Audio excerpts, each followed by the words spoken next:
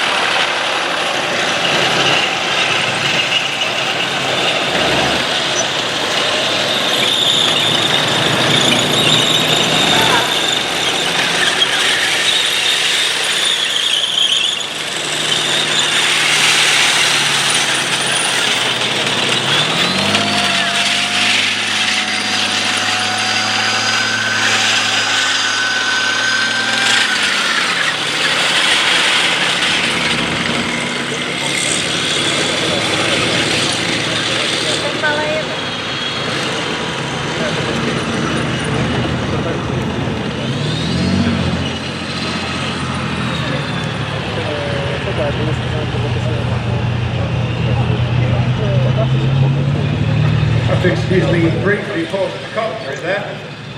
You wouldn't have heard the word I was saying. They do make an absolutely wonderful noise. Now, the M47, which is the first one that's going to move off and actually do a display for us, is one of the unsung heroes of the US Army. M47 is a stopgap. It's also a bit like a hybrid. M47 was a replacement for the first tactical pattern, the M46. The M46 itself was really quite closely related to the wartime Pershing. But the problem with Pershing, it was good in its time, but it was getting a bit dated, and the M46 was showing similar characteristics. Lots of Pershing parts there, and actually the same gun, 19mm gun.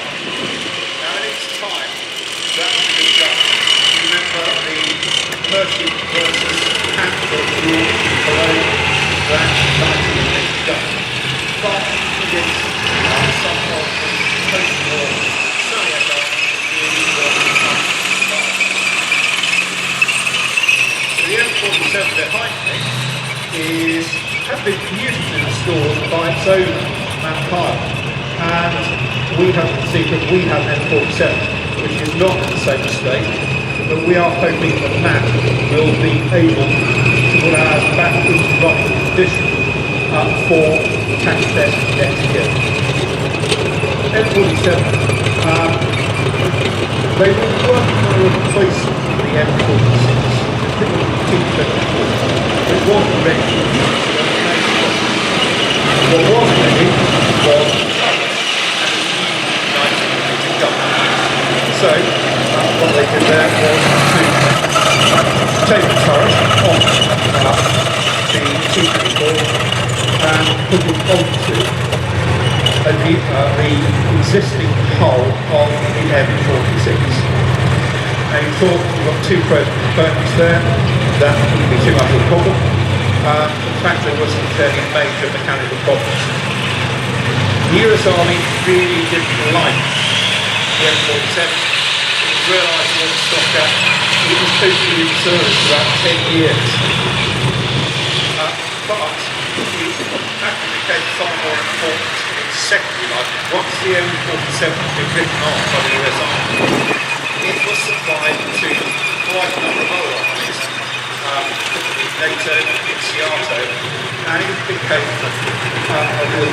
the backbone of a lot of Western Allied tactics from the late 1950s and 1960s. It also had one very famous tanker. Certain Arnold Schwarzenegger actually served his time on national service in an Austrian army in 1947, which he subsequently, because he has got quite a lot of money, let's face it, he actually bought.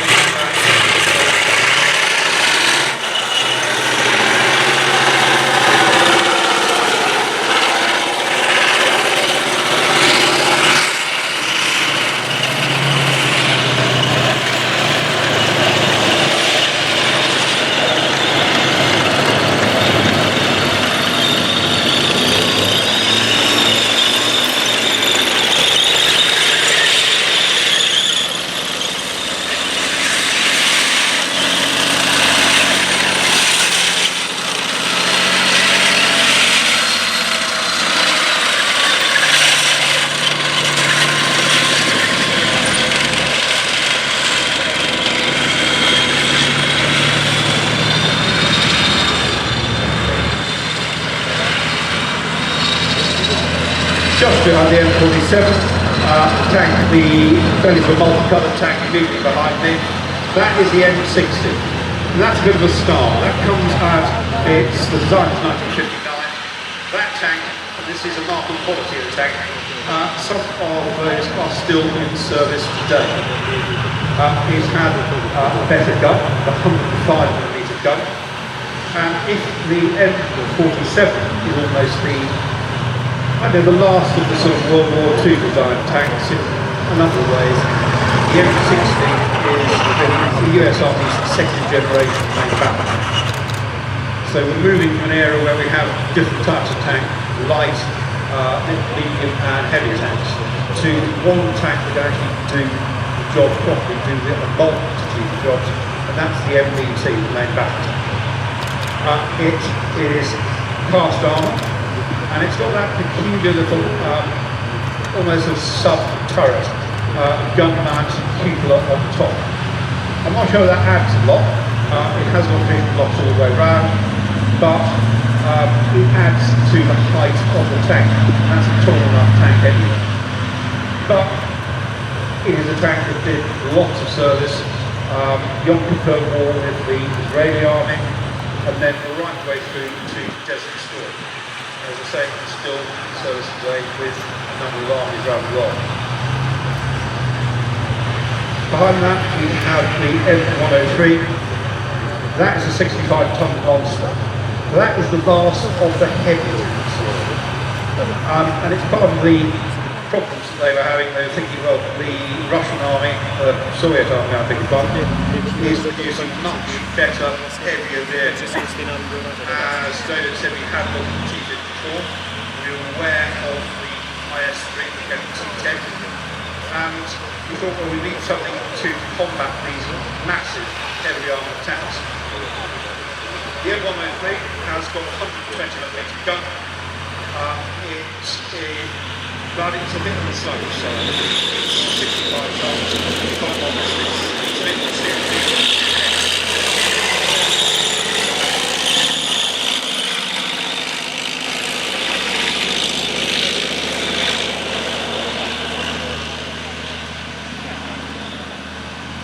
Just passing me is a Leopard 1.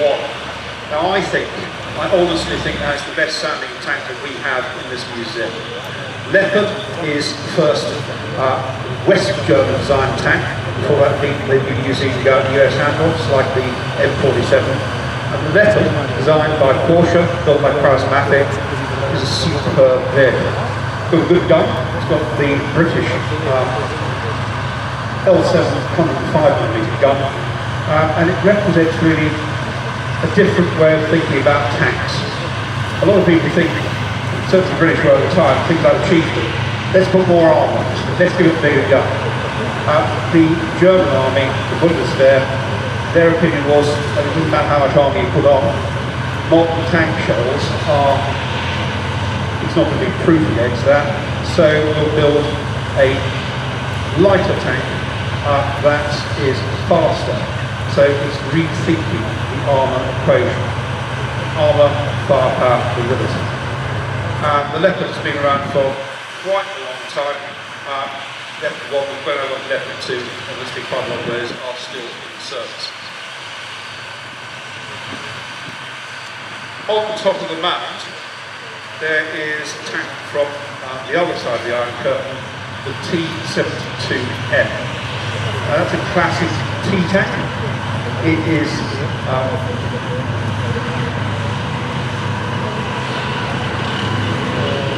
let's give away to Mr. Pardon as everybody's ever come across.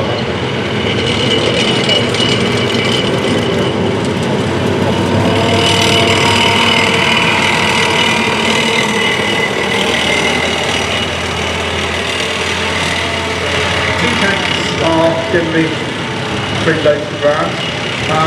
The number of crew is, so in something like a any sort of normal Western tank, you've got 4 crew. In C-72, that's reduced to 3 because they actually put in auto load. It's got a good powerful gun, 125mm gun, and the biggest tank comes out. And as you can see, it is very low to the ground indeed. It is quite nimble, 40 odd miles an hour. It's got the excellent Kharkov V12 engine. I spoke to a friend of mine who lives in Poland in East Germany.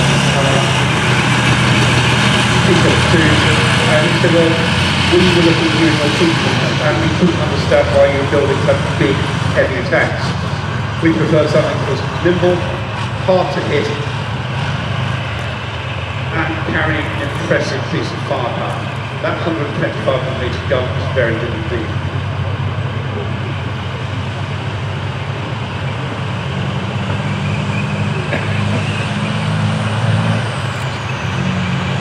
We've got the M60 just coming in. As I said, a very long-lived tank this. Very good to crew, nice roomy turret, 105mm gun.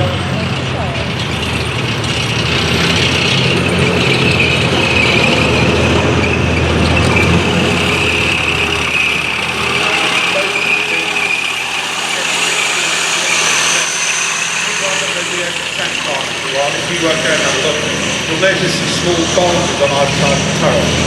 Those are bolts for a binocular stereoscopic rangefinder. And they first tried that with the M47. It's a peculiar piece of kit to use because you get the gunner has 2 eyepieces and you get 2 different images rather than each. You get the gunnery graticule and then you get an image of the target. And the idea is to superimpose the 2. The problem is that if you haven't got perfect eyesight and you have any sort of problems with distance or that sort of side of things, they are impossible to use. About 1 in 5 soldiers found the stereoscopic rangefinder on those American tanks actually impossible to use.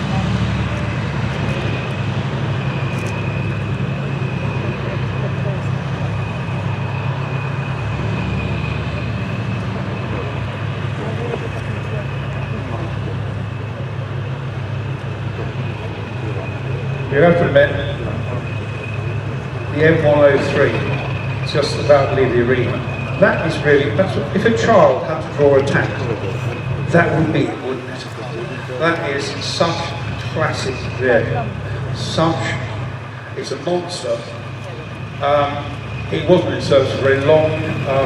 The US Army discovered that its main battle tanks would do what heavy tanks would do rather better. So it was only in service for about 10 years. They only made about 300 of them, so they're relatively rare.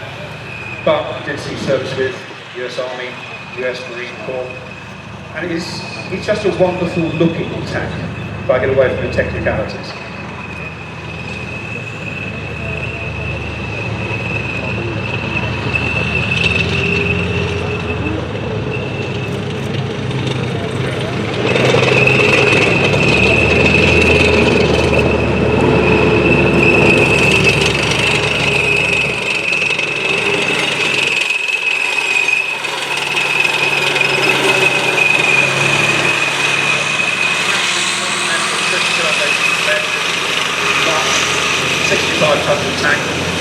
only do maximum speed on the road of around about 23 miles an hour. So that's actually pretty sluggish. Most main battle tanks will give you at least 30, if not more, miles an hour on the road.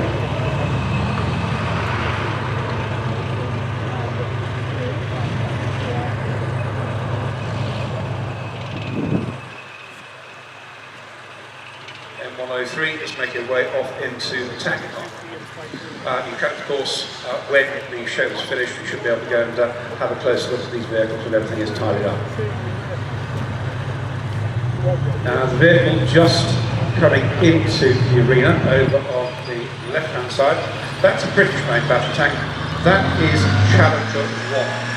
Now, presently we're using Challenger 2. We're about to go on to Challenger 3. This is the first of the Challengers. Came to service in the mid-1970s. Saw us through the first Gulf. It's almost an accidental tank. We've been working on tank design called MBT-80 on the main battle tank 80. At the same time, we've been working on a tank called Sherp, which are Iraq. The MBT-80 project wound up.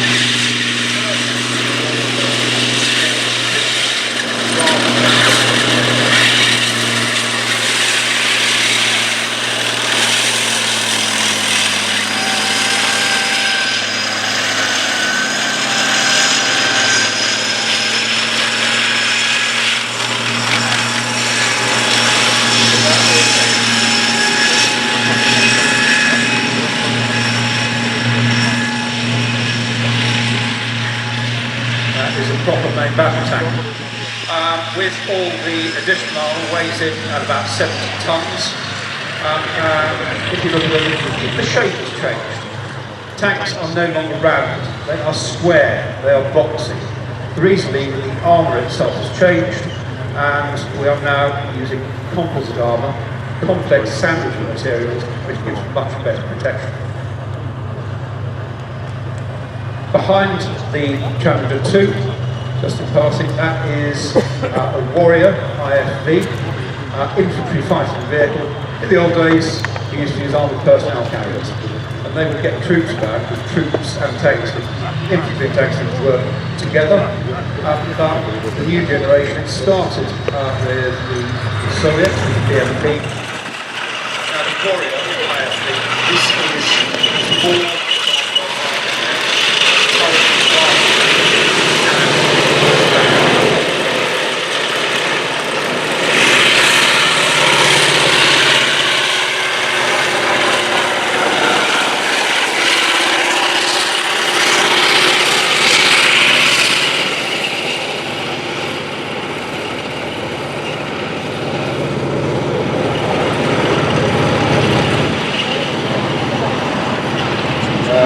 the T-72. As I said, it's a very typical T-tank. That's actually a T-72M, Polish-made T-72, but very, very typical of the breed. That low turret, I always think it's shaped like a wok, an inverted wok. Big 125mm gun. If you go and have a look at one museum, which is another T-72M, you'll see that she's actually fitted with wading gear. There is Schnorkel. That vehicle will wade up to about 4.5 metres across rivers and other waterways. There's been a certain amount of controversy recently about the T-tanks, especially the T-72, because they have an auto-loader. What that is a carousel of rounds underneath the turret. Now that's fine, it's a well-known inside the tank until you find something like the front tank. And we're talking about jamming.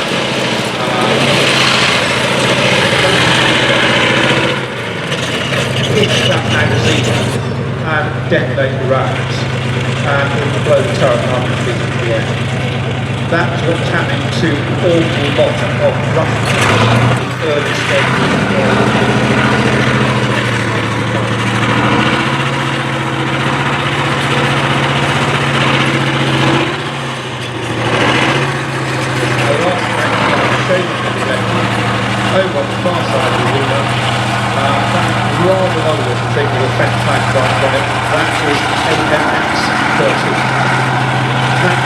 French light tank. It was a design just after World War II, and it's how you put a very big gun in a very small tank.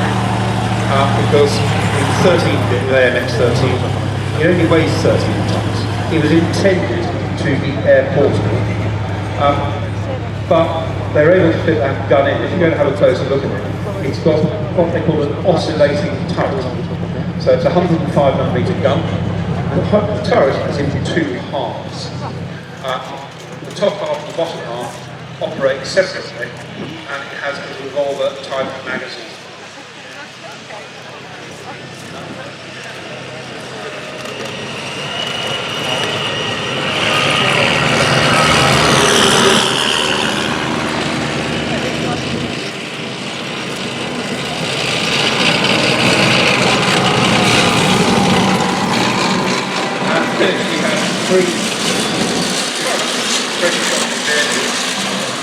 So we have the Scimitar, part of the CBRT, Combat Vehicle Reconnaissance Track range.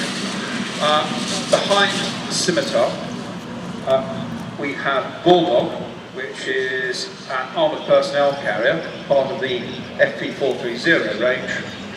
And then behind that, the vehicle, the powered trailer, is Warthog, which is an all-terrain carrier. The Scimitar coming around very, very quickly. Rapid pulses.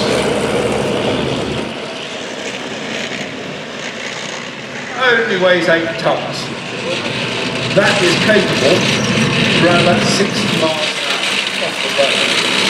60 miles an hour.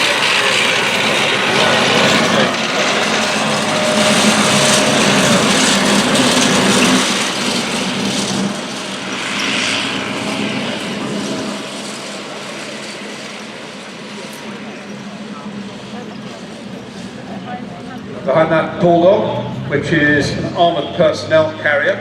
The peculiar thing about Bulldog is it's an adapted version of something called the FP432, which is an APC dating to the 1960s, but heavily up-armoured for modern purposes. And then finally, just leaving the arena now, is the Warthog.